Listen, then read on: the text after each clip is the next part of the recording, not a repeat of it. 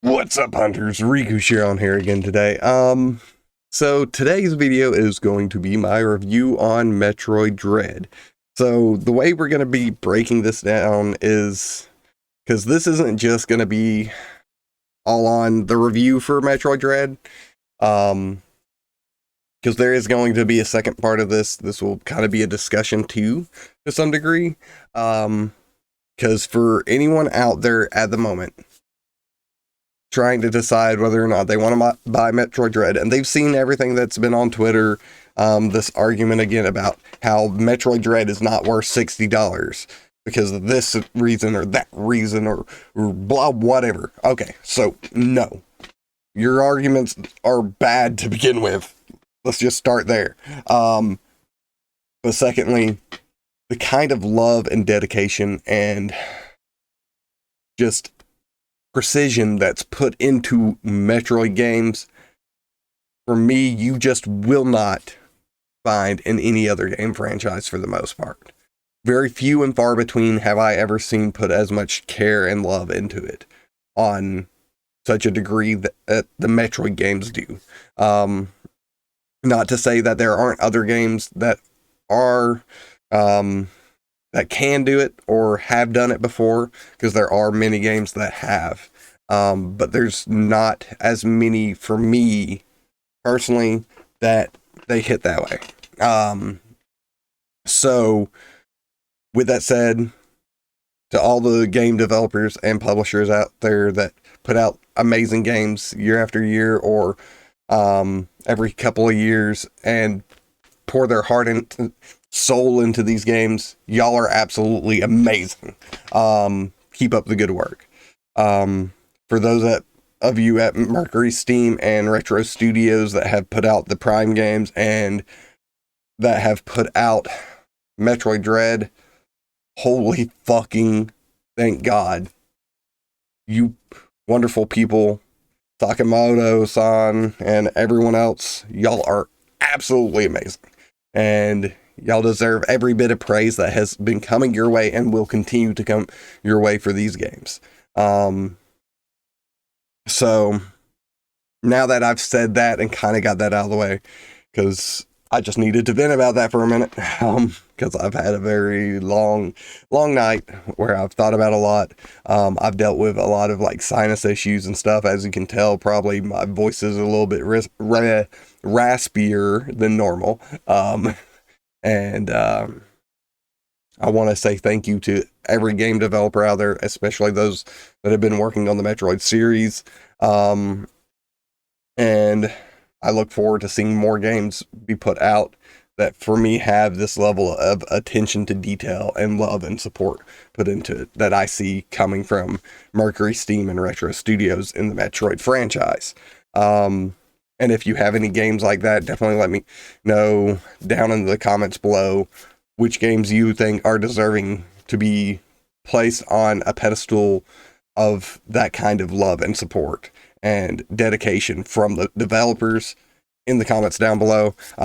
But as far as the review is concerned, we're going to be grading 5 different criteria.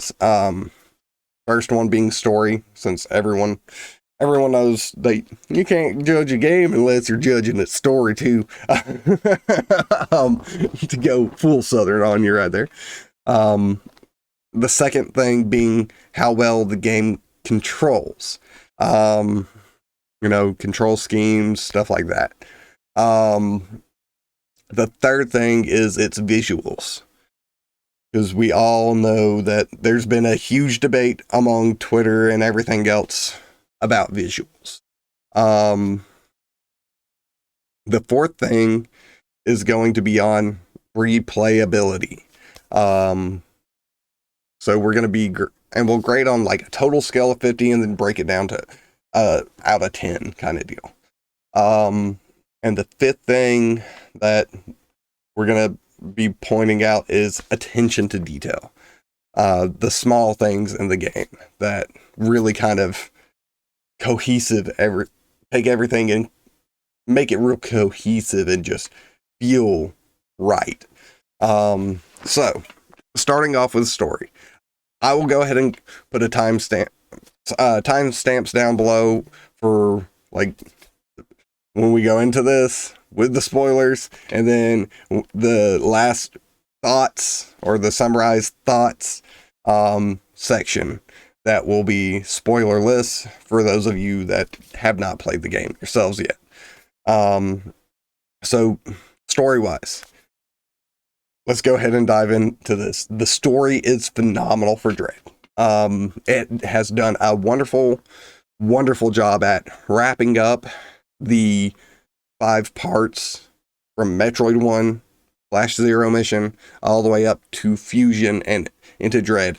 Every bit of that is wrapped up absolutely beautifully with a bow, and even some extra sewn in threads to start connecting it on to the next present that we're gonna get. From landing on ZDR and finding out that Emmy have gone rogue, to finding out who's actually controlling the Emmy, to meeting your first Chozo Quiet Robe, to him dying, which totally called that, by the way. Him turning into an X-Parasite, totally called that too. Called the return of the X-Parasites. Now, I didn't call the ending. Well, I did, kind of, but not dead on the ending. Which will play a factor into my rating. To Ravenbeak being your bird daddy. Like, wait, what? We already had 2 bird daddies in the manga. Now we got a 3rd bird daddy and maybe a 4th.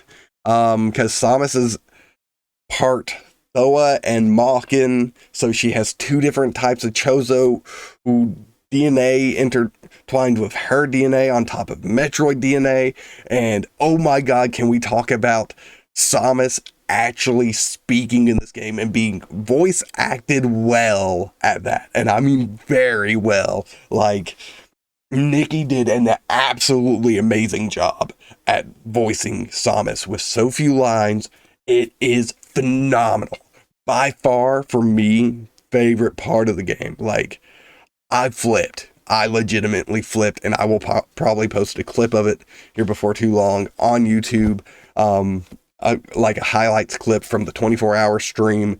That, like, first playthrough of this game was absolutely nuts. Mind you, I have played through it 3 times. I am on my 4th, but the 4th one's like just for me to go buck wild trying everything out on. I will be starting another run later tonight. It is currently 7:30 in the morning for me, by the way, on the 14th. So we're not quite a week out from Dread, but we're close. But they really did do this absolutely phenomenal job with the story. And that suit at the end, holy crap.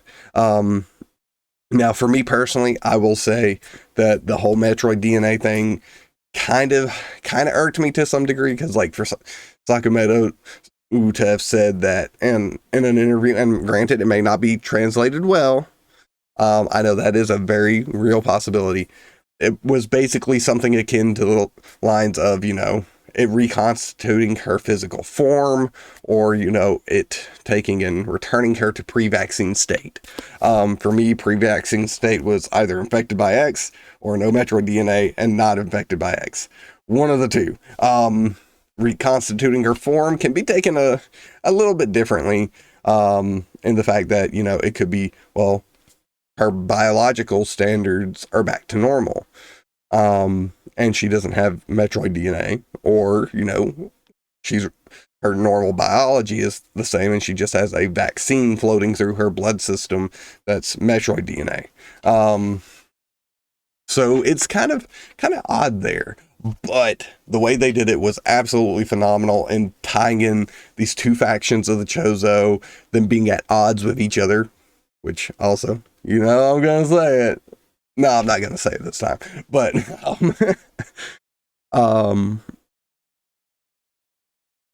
just that whole combination of Ravenbeak being this ridiculously powerful Chozo warrior, the Chozo being infected by X, the X parasites being there, getting to see all these crazy things happen because of the X on ZDR once you free them, which was awesome. I love that scene. Absolutely beautiful. Very, very cinematic. Made me think of like souls flying out and being set free upon the world. But that's not always a good thing, because we know, well, Metroid's all about awesome, wonderful worlds and a little bit of horror here and there. So, yeah, so evil souls pretty much being let loose by Samus / Ravenbeak, whoever actually made the door open. But it's kind of implied that it's Samus getting scanned and it accepting her being scanned to let her in, and it lets them out. Granted, again, it could have been done by Ravenbeak. But then, of course, at the end, you get to fight Ravenbeak, and holy crap, that battle's like a JoJo battle. Like, to be honest, this man's using your abilities from Samus Returns, like the lightning shield and the rapid fire one. I can't think of the brain, the word of it right now, not the brain of it, the word of it, or the words for it. And just seeing him use all these different abilities, throwing black holes at you, throwing the friggin' sun at you, and it setting out like solar winds to interrupt what you're doing, him ripping his wing off, like, holy crap. To be completely honest, this story was nutty. I loved every minute of it, from Samus speaking, being very well voice acted, dead bird, as I call him, Quiet Robe, being a dead bird, and then a resurrected dead bird with X parasites in him, to coming back at, oh, well, hold on, we gotta talk about that suit first, to the Metroid suit, which is absolutely phenomenal. It's actually confirmed to be called the Metroid suit in-game. You can actually pull it up when you get into that scene at the end, right after defeating Ravenbeak for the final time, after he becomes infected by the X. And you can also confirm that she is using the Hyper Beam, which is a great tie-in to Super. Of course, Kraid is a tie-in to Zero Mission and Super. You've got the X parasites and the Metroids, which of course tie into the rest of the series. You've got the Chozo, which tie into before the first game. So they took everything that's been put out that's canonical and just kind of wrapped it up in this nice, neat bow, while leaving a few threads of strand coming off of it to continue on to the next story and present that we're gonna love as Metroid fans. We really are. We're gonna love it. I'm gonna tell you right now, it's gonna be amazing, especially if Marker Steam is in it. Oh my god. So story-wise, it was not completely my ideal story, because I would have much more preferred to see Samus being reset back to her previous DNA, and her suit being partially X parasite still from where the SAX joined with her infusion, and it thusly eliminating the Metroid DNA, but the majority of the X parasite in her suit. And since SAX did save Samus, it basically didn't see her as a threat and decided to work along with her, improving her suit, allowing for more not just technological but organic abilities to be obtained too. So that's where I would have differed story-wise.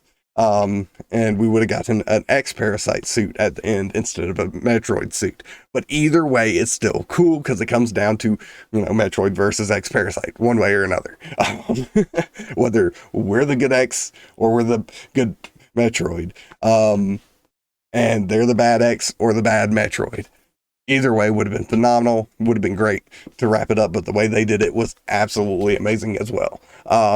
So for that, I will give the section for story. So quick summary of everything before we go into the points. Story-wise, it is absolutely phenomenal.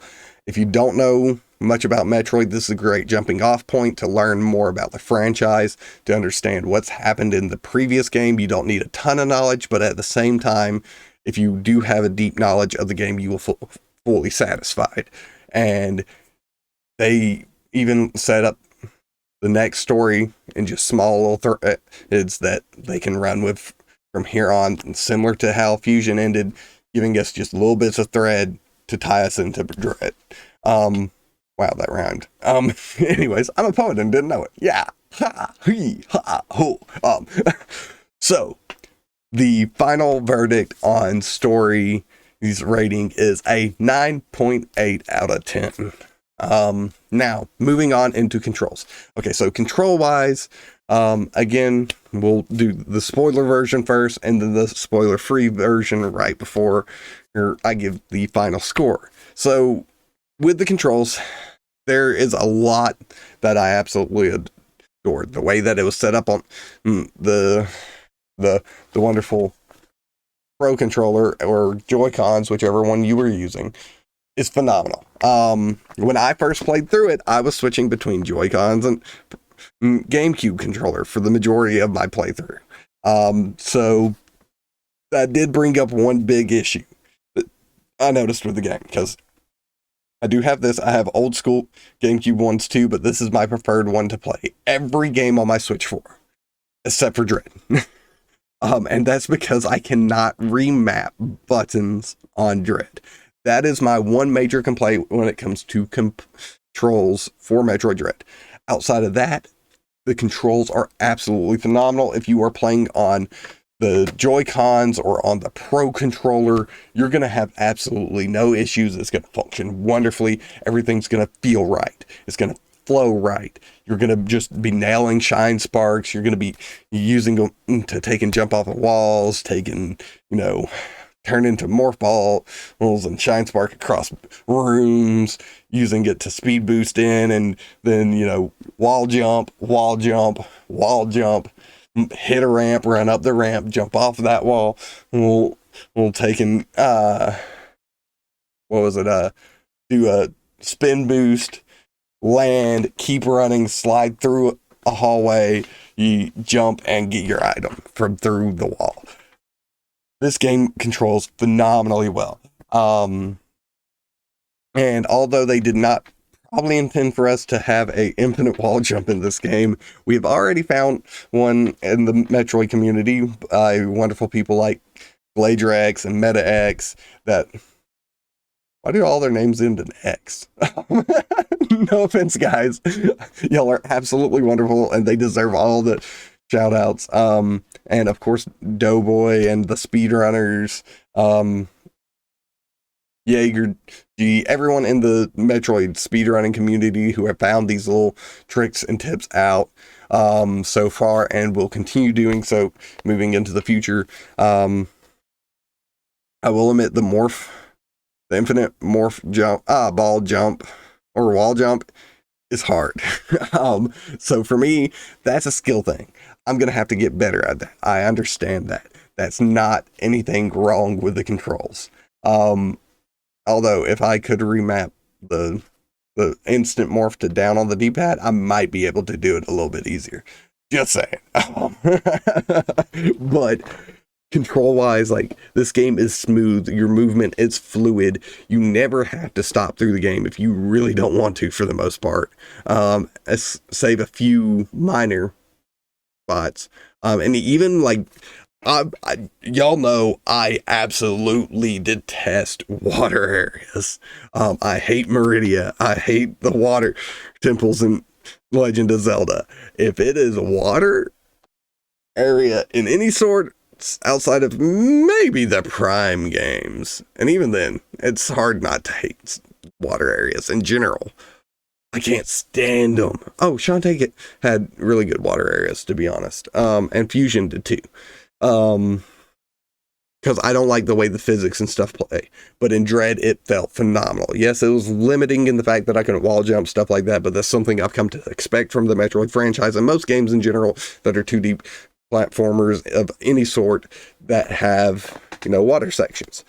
So even then, I didn't really feel greatly restricted by the water areas in this game. So no matter where you're at on this map, you should be able to move fluidly, dynamically, and pretty well do whatever you need to do and get done, excluding like some sequence break barriers.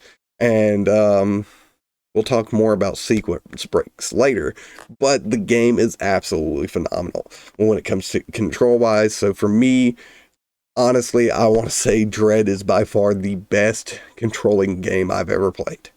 And from a standpoint of physical controls, on the only major spot I can say I can deduct anything from is the fact that you can't remap controls, or in case you're using a different type of controller. So with that said, I'm going to have to go with a 9 out of 10. 9 out of 10 for the controls, to be honest. Just because remapping.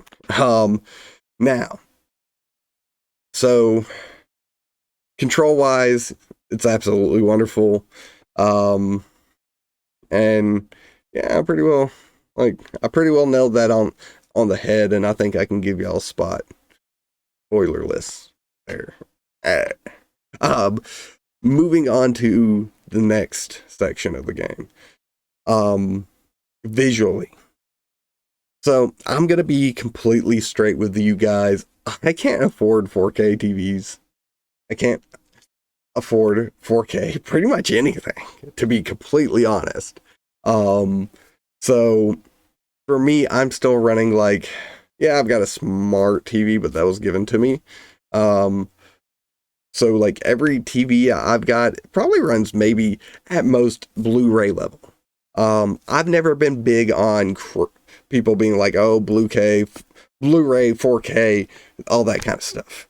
To me, HD and Blu-ray didn't look any different.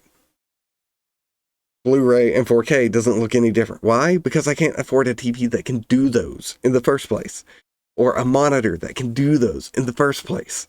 So for me, even with the one graphical issue I've seen in this game, which was during a cutscene, part of the visor kind of like sticks through a little spot in Samus's helmet. Outside of that, this game looks phenomenal, from its hand-painted backgrounds at certain areas to just its wildlife, its 3D objects. Everything in this game looks amazing. Lighting, anything like that. It is phenomenal. There is tons of detail in every texture. There's beautiful lighting throughout the game that's used very dynamically. Like, the way they did this, the visuals in this game, it just goes hand in hand with the sound and the story, everything. It melds beautifully. They did a phenomenal job at differentiating the zones, blending the zones where they needed to be blended, separating out the man-made from the non-man-made, and or Chozo-made, whichever one you want to go with. But you can definitely see all this within the world and the scope. So visually, for me, this game is a straight up 10. And no one's going to change my mind because I still have regular old TVs. So even if you were able to show me 4K differences, I would still be like, yeah, that looks good, but I mean, it still looks almost the same. So yeah, straight up 10 out of 10. So we got 9.8, 9, and a 10 so far out of our three categories. So moving on into our fourth category, replayability. Now, I will say, out of every franchise, every game I've ever owned, Metroid is by far the most replayed game I've ever played, from start to finish. No ifs, ands, or buts. I've played every one of the Prime games, all the old NES, SNES, GBA games, more times than I've pretty much played any other console game, to be honest. Any PC game, any other GBA game, any handheld game, period. Straight up 100%.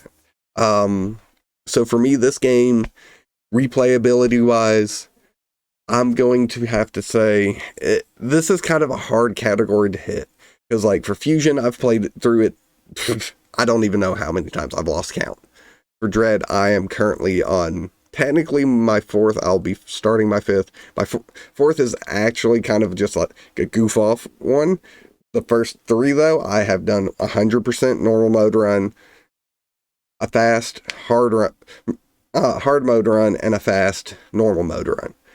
And then, of course, I have the open one. And then I'll have one more that I'm starting later today, which will be the faster hard mode run to try and get the final endings or for the hard mode. I came close, real close first time. Anyways, so for me, I've already replayed this game 3 times, four times if you want to count that other one. Gonna be starting a fifth. That right there should tell you it's not even been a week out. Most games, Call of Duty, I can guarantee you every time I've played a Call of Duty, I've gone through, beaten the campaign, and that's pretty much it. I'm done. Unless I'm going back to collect intel just to 100% it. And 9 times out of 10, guess what? That's 2 game playthroughs at most. Halo, at most, I've probably played through Halo 3 5 or 6 times. And that requires me to have friends to be able to do it. ODST 3 or 4 times. Halo 4 5 once. Reach once. Maybe twice if it was lucky. The majority of other games out there, 9 times out of 10, like, if you're making me play the game more than 2 or 3 times, outside of maybe something like Destiny, which of course is an RPG, it's about the grind, you play through the campaign repeatedly, the missions repeatedly, to advance yourself. Then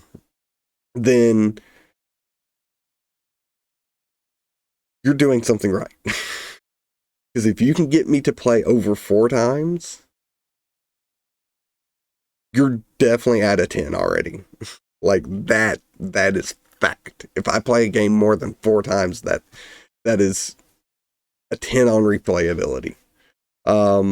If you can get me to play over 2 times, you're already at a 7.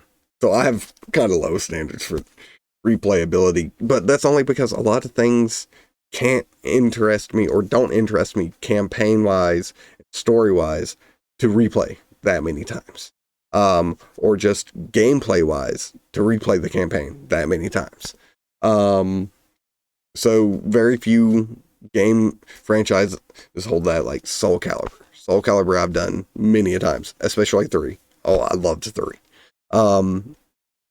But Metroid is the only one that no matter what, I can keep coming back and playing. And I've played Fusion, like I said, however many times I've lost count, to the point that I've gotten to a point where I almost have to play randomizer runs to really enjoy Fusion as much as I used to. So with that said, Dread right now is easily at a 10. The only thing I can think of that they could do later on is add in a randomizer. And I'd play Dread constantly for the rest of my life, even if a new game came out, just like I'm going to be doing with Fusion. Like, it may take me a little while to get back to Fusion, but I will be going back to Fusion at some point for randomizers. I'll probably go back to Super for more randomizers. Actually, that's one of the things on the list that I need to do. So outside of that, like, yeah, definitely a solid 10. Easily a 10 on Metroid Dread's replayability for me. And I'd recommend, if you've beaten it once, go back through it, play it one more time. But this time, try different things. Go different places. See where you can go that you weren't able to go before because you weren't as familiar with the controls. And I don't doubt you'll have a wonderful time trying to do it. Or you might get frustrated for a while, but then you'll get past that hurdle, and I keep kicking or hitting the microphone, and I'm sorry about that. And you'll get past that hurdle, and it'll feel amazing. I absolutely promise. Once you climb those hurdles, especially once you're more familiar with the controls, if you're a new player to the series, it's going to be worth it. So yeah, for me, Dread has a 10 out of 10 on the controls and everything like that, or the replayability, not controls. I went backwards. So at the moment, we got a 9.8, a 9. I said a 10, right? 10, maybe double check, triple check, double fact check me. Fact check me on what I said. um, I might have said a 9. So 9.8 for story, 9 for gameplay. Oh yeah, yeah, it was a 10 because it was about visuals. So 9.8 for story, 9 for controls, 10 for visuals, and a 10 for replayability. Now the last one is the small details. This is where a game will get me a lot of times, and most times I may not notice it. Like Call of Duty is something I would notice it in really quickly, because I've always been someone who, when I've played Call of Duty, I'm like, man, I'm shooting through this bush. Shouldn't those leaves have holes through them? To be 100% real with you. So for like Metroid Dread, I noticed a lot of small things throughout it, whether it be like there being space pirates in the background, which I noticed during my 24-hour stream. I may even add that in as part of the highlights, where I mentioned these hieroglyphs in the background that look like they're Zabesians interacting with a Chozo. You can see one area from another. There's small things like rolling off of a ledge and going to get into this little slot with morph ball mode, and instead of connecting or just flipping into it because you're in the water, or your placement isn't going to be that great because you don't have the proper aerial movement, you like hit the edge of this and you come in with that morph ball and you like hit right here on this edge. You roll, kind of spin for a second, and then roll up into it. Small little details like that are absolutely amazing, and Mercury Steam paid attention to every single one, from Samus's animations to the creature interactions with your different moves, to even just like the way particle effects explode, the way the beams interact with whatever they're hitting, what your grapple beam does. Like one of the big things that really caught me off guard today was I was just in there grapple beaming this little weird tree thing that spits fire. It doesn't even spit fire. It kind of like poofs fire out of it. It doesn't like shoot it at you like it's an attack or anything, but if you're like hitting it with your beam or stuff, like fire comes off of it, or you hit it with your grapple beam and little flames come off of it, little cloudy flames. And I noticed that the grapple beam, like generally in a game like this, if you're sitting there using this little tiny beam to poke one spot repeatedly, you're going to hit that same exact spot repeatedly. No, nothing is going to change about it, no matter how many times you do it. But in Dread, on this one random tree, I'm sitting here poking it with it, and I went from hitting like the weird barky looking section of it to hitting these barnacles that were actually partially in the background, because the tree is actually shifting and moving. And they paid such attention to detail that when that grapple beam hit every single time, it was hitting on a different place in that surface based off of how it moved, and it shortened and lengthened it and interacted with it properly the whole entire time through. Like their attention to detail on just the smallest little things, from the physics to the way the movement of the creature and your beams are interacting with it, or your weapons, or whatever it may be, or even you yourself are interacting with this environment around you, who is absolutely on point. And this is a level of love and dedication and care that, for me, I really only ever see in the Metroid franchise, and is what makes Metroid games truly like a little above everything else. be honest. Beauty wise, in my beauty and standpoint and gameplay wise for me. Because I love the stories, I love the way the game plays, everything like that. And compounding all these things together the way that Nintendo does with the Metroid franchise, it is just a chef's kiss moment. Just mwah. Like, give me more. You could sell me a 30-hour game with this. That would be the speed run for it.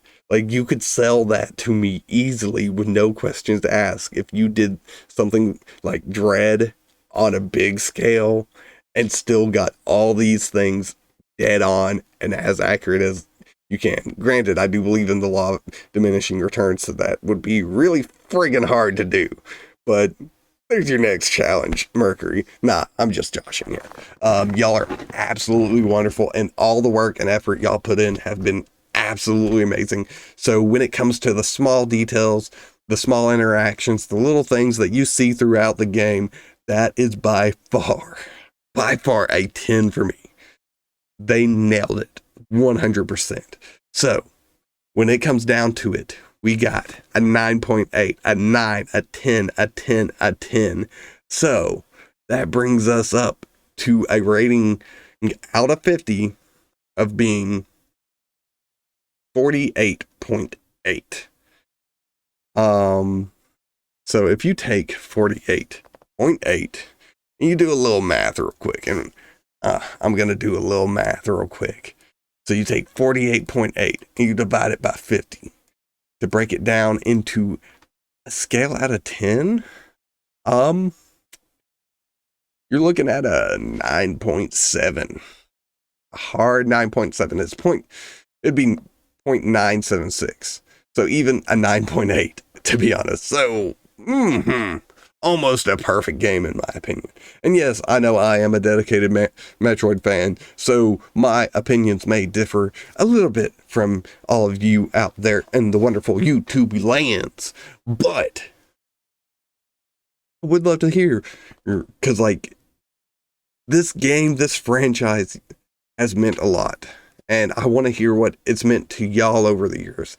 And not just that, I want to give y'all a quick little bit of story on me at the end of this to help y'all understand why like Metroid Dread, the Metroid franchise is so important. Why, if you're wondering if you should take that step into buying the game and if it truly is worth $60 or not, is for me personally.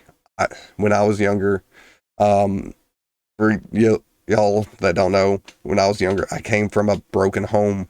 Not once, but twice. My original father left. My stepfather left.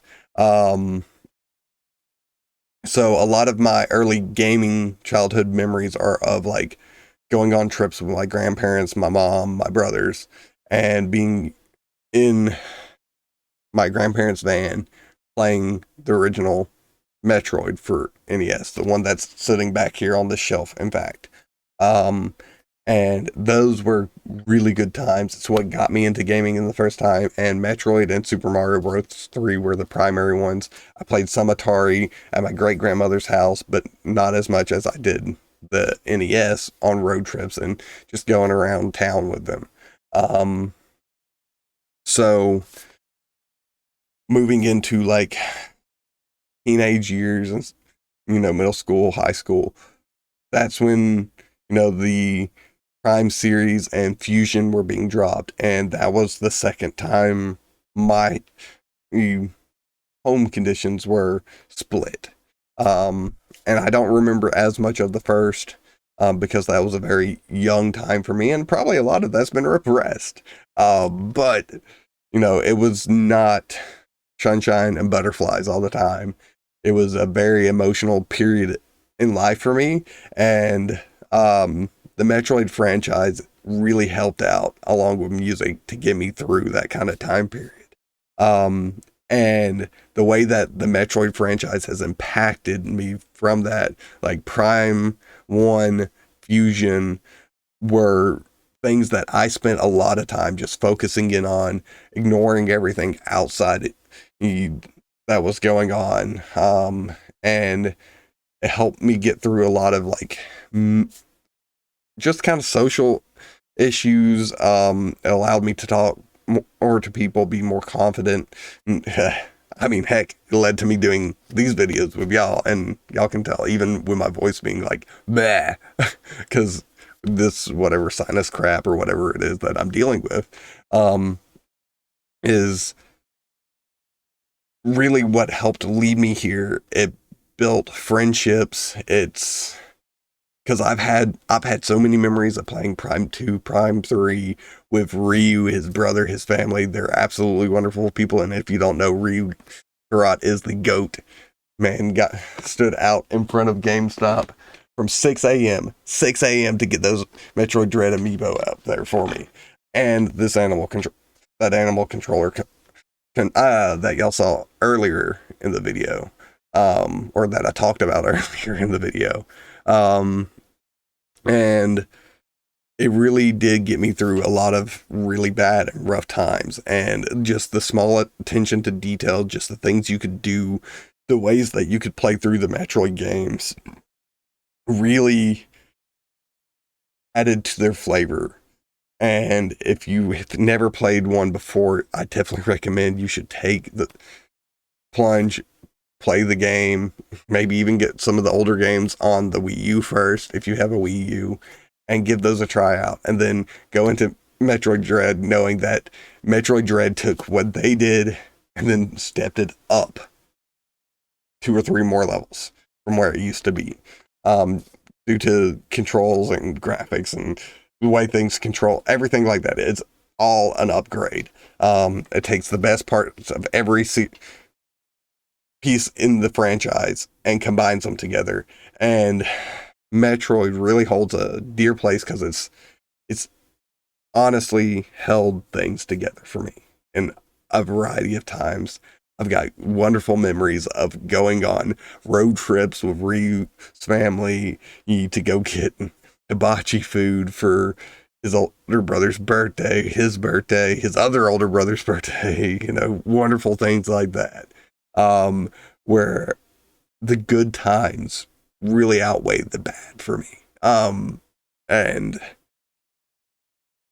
I really do just urge you to give it a shot.